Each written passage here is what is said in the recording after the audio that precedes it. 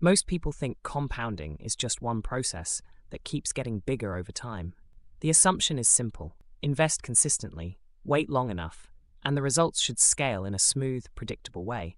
More money in the account, more growth, same basic experience all the way through. But that is not how it feels in real life. Compounding changes character as your net worth grows. The math may follow the same formula, but the lived experience does not. In the beginning, it feels quiet to the point of being almost invisible. Later, it starts to feel noticeable, then useful, then eventually powerful enough that the portfolio begins doing more work than you do. That is the shift most people do not understand. They expect million-dollar compounding emotions while still in the early phase, where the numbers are too small for the growth to feel meaningful. And because of that, they often misread where they are. They think the strategy is failing, when really, they are just in a different stage of the process. So in this video, I want to walk through how compounding quietly changes at every net worth stage, and why it feels so different depending on the size of the base underneath it. Because once you understand those stages, a lot of the frustration starts making a lot more sense. If this is the kind of clarity you want around money, hit like and let's get into it. Why compounding feels broken at the beginning. The reason compounding feels broken at the beginning is usually not because the return is bad. It is because the base is still too small. $10,000 growing at 8% only produces $800 over a year. Even $20,000 at 8% only produces $1,600. That's mathematically fine, but emotionally, it does not feel powerful. The return may be doing exactly what it is supposed to do, yet the visible result still feels underwhelming because the number underneath it is not large enough yet. That is the part people often misread. They assume the investment is the problem, or that they need a higher return to make real progress. But in the early stage, the bigger issue is usually not the percentage. It is the size of the base the percentage is being applied to. And that is why this phase depends much more on contributions than returns.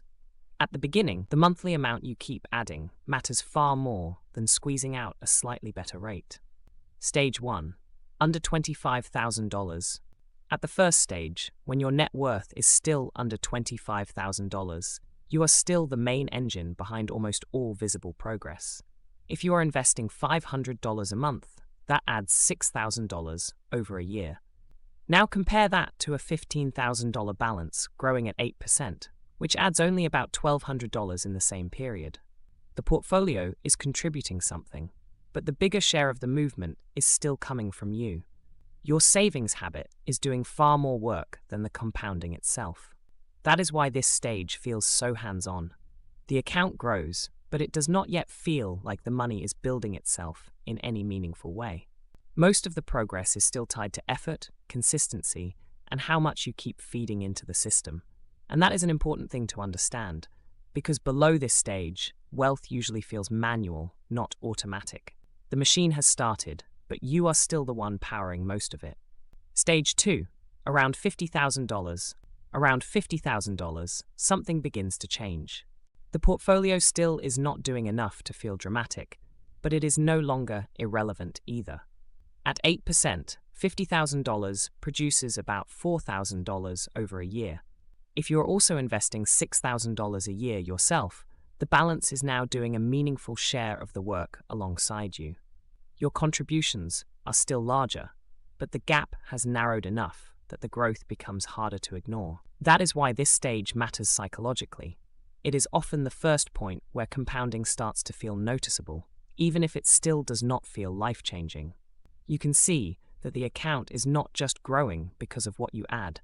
It is also starting to help itself. And for a lot of people, that is the stage where belief finally kicks in. The process stops feeling theoretical and starts feeling real. Stage 3, around $100,000. Around $100,000, the math starts feeling different in a way people can actually feel. This is one of the most talked about milestones in personal finance, and people often imagine it will feel bigger than it does.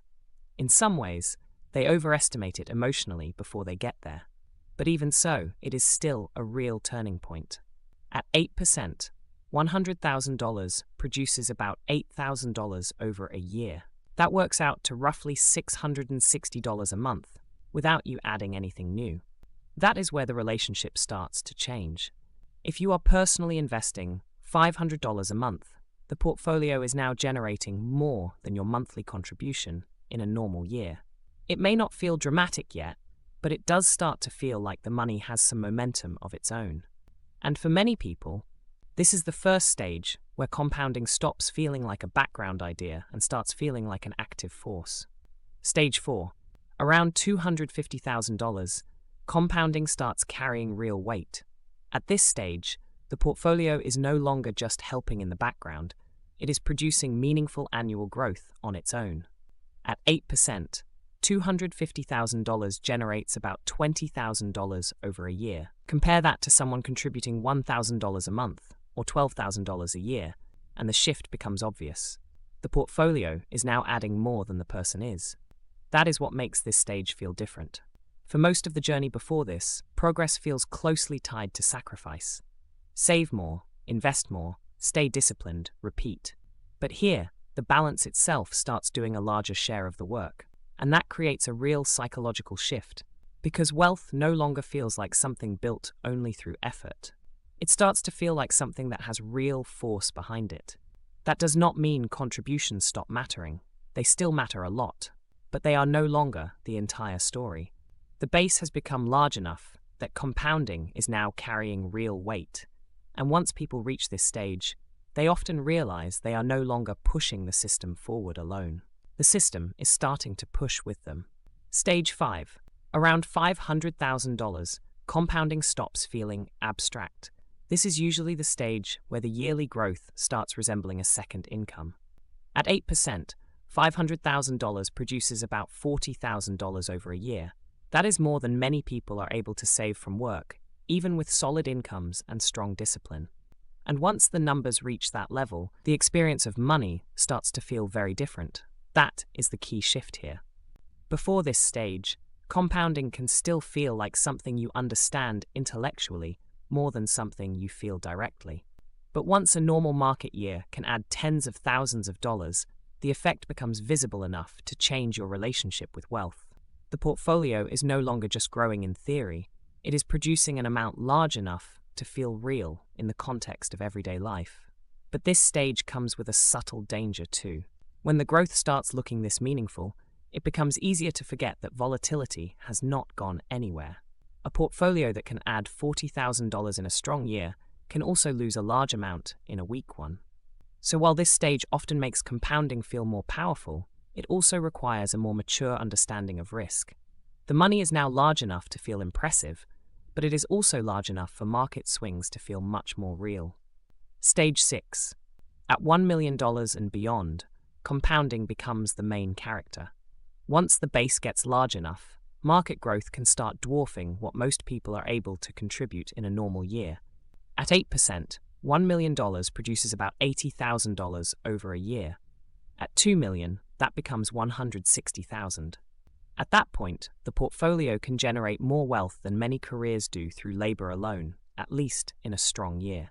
That is what makes this stage feel so different from everything before it.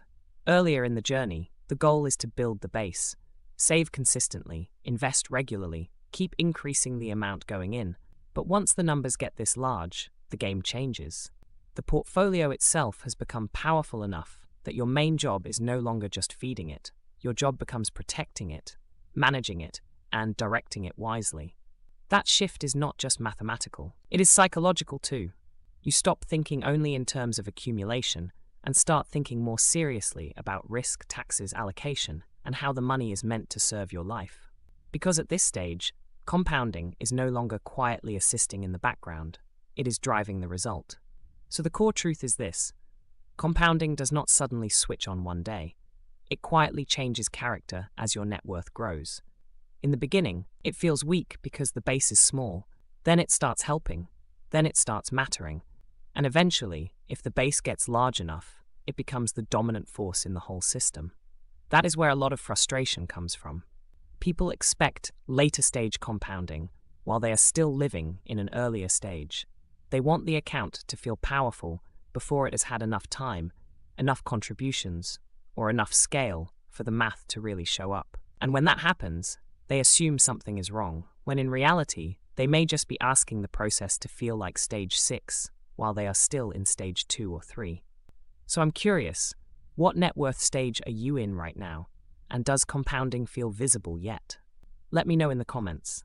And if you want to go deeper from here, watch the next video on why your first 100,000 feels so slow, or the 2 phases of building wealth that almost nobody separates clearly. Subscribe if you want more practical, psychology-driven clarity around investing and compounding.